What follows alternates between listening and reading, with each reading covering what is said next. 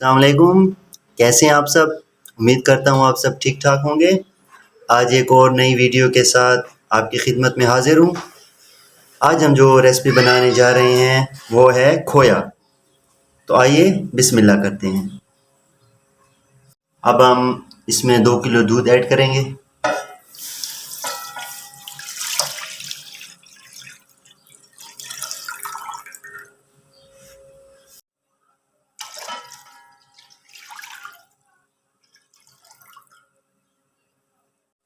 अब करना ऐसे है कि इसको आपने हाई फ्लेम के ऊपर जो है पकाना है जब तक इसके अंदर जो पानी है वो तमाम खुश्क नहीं हो जाता।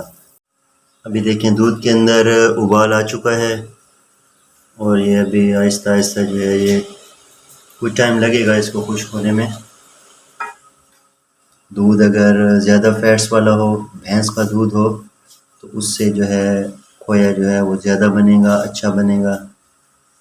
ज़्यादातर जो 1 किलो दूध होता है उसके साथ जो आपने अगर आप खोया बनाएं, खालिस खोया, तो वो तकरीबन 1 पाव बनता है 1 किलो दूध के साथ। तकरीबन 4 किलो दूध के साथ जो है ये 1 किलो खोया बनता है, कम व बेश 1 शारक 1.5 शारक कम।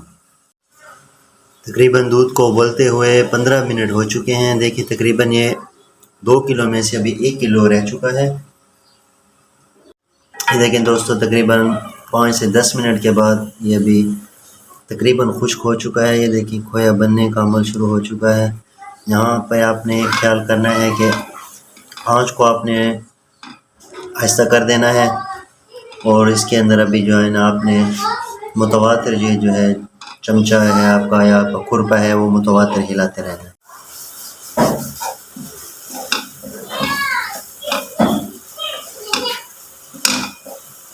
तकरीबन ये खोया हमारा तैयार है। इसको थोड़ा सा पकाएंगे ताकि ये थोड़ा सा थिक हो जाए और सख्त हो जाए।